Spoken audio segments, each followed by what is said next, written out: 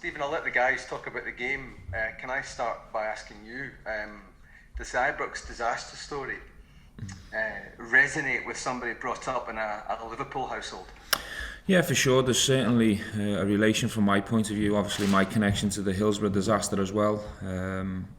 Certainly know what this disaster means to people, and obviously want to send my full respect to all the families and the survivors, and also pay my respects to the people that passed. It's a very poignant day tomorrow, the 50th year as well.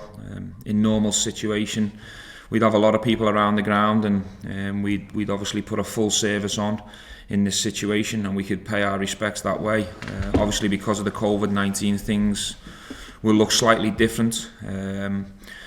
But you know, as a club, we still want to pay our full respect to everyone that was involved, and to all the names that are no longer with us. So it's a very special day tomorrow.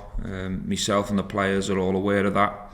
I think the club are going to release something later with more details in terms of what will be happening at Ibrox tomorrow. But you know, I would also like to ask our fans to try and just stay away. I know that's tough in the situation, but we also have to pay respect to the situation we're all in at the moment, and stay safe at home. The crowd, of course, usually create a very frenzied atmosphere at the Old Firm matches, but without them, does it take on a more technical feel, more tactical feel, maybe more akin to a European match? I think the technical side and the tactical side of the game remains the same, whether there's a crowd there or not. I think obviously with a non-crowd, you can get messages onto the pitch more. The players can communicate better, of course they can. So from your point of view, I'm sure you'll hear more in terms of the technical and tactical side of it. But look, in a normal situation, we'd love to have our crowd with us tomorrow. The advantage of being at Ibrox with a full crowd in this type of game goes without saying. So that advantage is not there. But having said that, you know, we couldn't ask to go into this game in a better place. You know, certainly from a league point of view, our form's been superb. We've been consistent. We're hungry. We're in a good place. We've got one or two injuries, but we won't use that as an excuse. We've come through St Mirren unscathed, and we're really excited for the fixture. Just thinking back to, obviously, do you notice a sort of marked shift in terms of how the team approach and view these games compared to, you know, your first away back to September 2018? Because when you came in, there was sort of that intimidation about Celtic because it was so one-sided for years. I think I've been on record before saying that in the first game we played against Brendan, Celtic, I think it was only normal. There was a lot of anxiety. There was still players that were probably feeling a little bit of hurt from previous fixtures and scorelines, and I think it was only natural that you know, we approached that game a little bit apprehensive. But in 2.5 years, I think you'll agree with me that things have changed. You know, the squad's grew, we've improved. We've had experiences, and the journey that we've been on, we're in a much better place now. That's not to say that the challenge is not going to be tough and we don't respect the opposition and everything's going to be straightforward. It's not like that. These derby games are very challenging, they're very tough, good players on both sides. But for sure, in terms of the confidence and the belief, and you know, every single one of my players really looking forward to this fixture. It does feel different than the first one we faced. Stephen, there have been suggestions and discussions down south about a possible halting of football, a circuit breaker, if you like. How do you feel about that possibility if it was discussed and potentially acted upon here in Scotland? I think you leave them decisions to the powers that be. My opinion on it is, if there's going to be a significant improvement and everything's going to be perfectly well after that 2-week circuit break or 3-week, if everything's going to be perfectly fine to crack on as normal, then I'd obviously be certainly for it.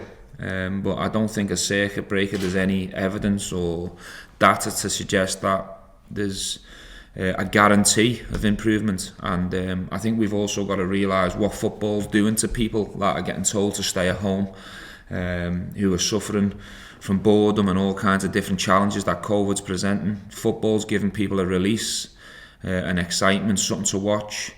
There's been a lot of football on down south, up north, and I think it's really helping people in terms of the daily routine because everyone's affected by the COVID.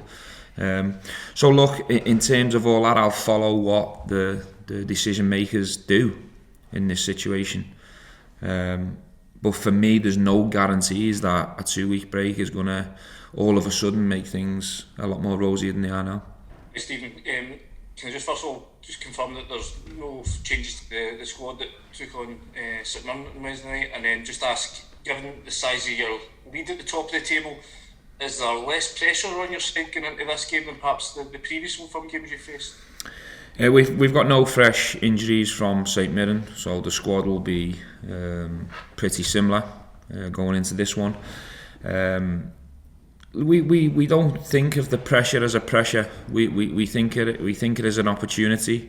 It's a big game. We're not going to try and play the fixture down, but at the same time, we've also got to just focus on the task in hand, the challenge, the game plan, what we need to do. We obviously are well aware of Celtic's strengths and weaknesses, and we need to make sure we give the players a game plan to go and execute and also defend in the best way we can. We're not really focused on leads at the top. It's an opportunity to take 3 points, and if we do, that obviously puts our position a lot stronger where we are. Last 2 seasons, the fixture, you've obviously come away with a win, and then you've sort of had the momentum stop by going into a winter break. Obviously it's different this season as things stand. How much an advantage do you think that is for the team who comes out on top, especially yourselves, given the advantage you've got at the moment? I think time will tell, Jordan, to be honest. We've obviously had success in this fixture the previous 2 seasons, and we haven't really gone and built on that. That's for sure. That's in black and white. It is different this year with no winter break, but you know the fixtures don't change. Hopefully we can get a result tomorrow where we can continue our rhythm, and you know we haven't got a fixture for 8 days after this one, so we will give the players 1 or 2 days with the families after this. And then depending on what the result is and how it goes, we'll approach the next fixture from there. But you know, people make an awful lot about winter breaks and Dubai and this, that, and the other. But for me, it's a load of nonsense. The reality is we haven't really been the best version of ourselves from the turn of the new year in both seasons. That's the reality of it. I think using Dubai or a winter break as an excuse is the easy way out for us. So you know we're very much focused on each fixture as and when it comes, and tomorrow they're no bigger than this one. What have you made of kind of Celtic's recent turnaround in form, and does that change your preparations at all for tomorrow's match? I haven't really focused on Celtic's form. I think our fixtures and schedule has been very demanding. I haven't really had time to breathe or blink in terms of focusing on any other opposition, only the ones that we've faced really. And you know, since our setback in the cup, the players have delivered 12 points from 12, scored 9 goals, conceded 1. So our reaction and response has been fantastic. So we go into this game confident, in a good place. Obviously Celtic have won the last couple of games. I think it's against Hamilton, Ross County and Dundee. But they're playing Rangers tomorrow. It's a different challenge for them. Different challenge for us, and it's one we're really looking forward to.